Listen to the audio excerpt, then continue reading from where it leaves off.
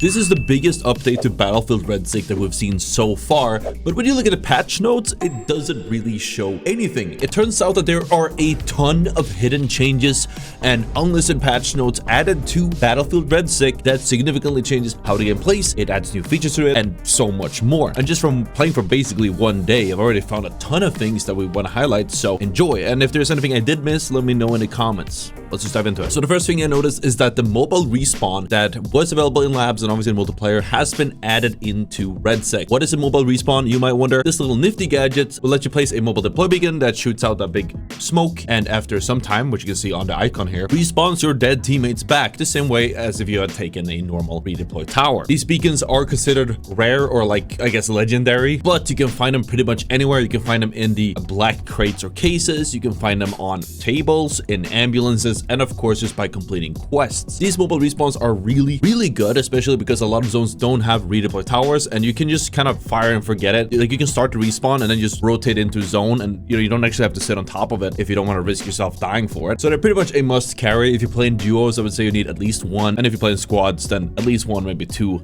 might be the play. In addition to that, we did notice that audio as a whole has been pretty much improved as a whole. While you can't hear everything all the time, the footsteps are a lot more clear. You can really tell what's going on around you. Didn't really get snuck up by tanks or vehicles the same way as before in the patch, but obviously there's a little bit of a way to go. But it definitely just wanted to mention that it has gotten better. The same goes with both hit reg or bloom, or both. I'm not sure which of the two. Yes, you can tell that there's less bloom, but it also just seems like your shots are hitting faster and more consistently. Now, I have had some moments where the bullets just don't go where they should. I've noticed that sometimes I just lose control of my sensitivity. Like, it's almost like I just start randomly missing for some reason. Not sure what's up with that, but as far as the actual bloom goes, it's definitely been improved. You can really feel it. The engagement range and the way the fights flow is significantly different than it has been in, well, ever since the release of RedSec, really. So you have to be more careful when you're taking fights out in the open, and if you do swing someone, they are probably going to beam you, and it's more likely that you do get beamed. And that's not just because of the aim assist changes, but because the reg and the bloom is just that much better, which means you can get beamed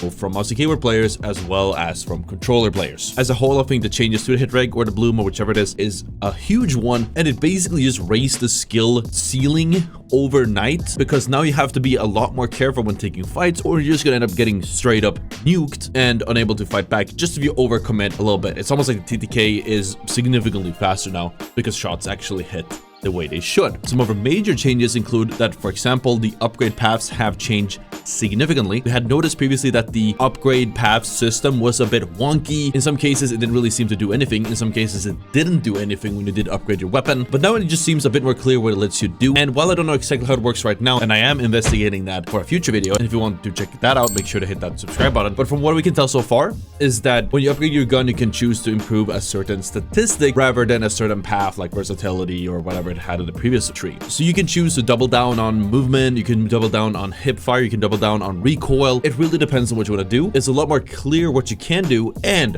one really cool thing is that they added a new stat that they call Spec Ops. And when you spec your gun for Spec Ops, this gives you a silencer, which is pretty damn great. You could not get one any other way. I can't help but to wonder if they are considering maybe removing custom loadouts down the line, because I still feel like the whole custom loadout system does remove from the whole BR side of things, but I don't know. I digress. Maybe they're building up to making a good competitor to that. Either way, moving on. Speaking of the upgrade paths, they also changed some, like, I guess, item names up. I just wanted to mention this. It was a UI change, but they changed it from being called a PDW kit or even a PDW when referring to SMGs. These are now aptly called SMGs, as they are both in the full game and RedSec. This I think was worth mentioning. Cool thing I noticed. The UI as a whole has received a pretty big revamp as well. It feels more professional and it's easier to understand what's going on the screen. The visibility is significantly better. They have revamped the pings, and I know that's mentioned in the patch notes, but maybe gets missed it, where the pings you place on the map are a lot more responsive. But if you double tap them, it's much more visible for your teammates, and it even plays a little boop sound when you do a double tap, which is pretty damn great. Makes it that much more easier to keep up with what's going on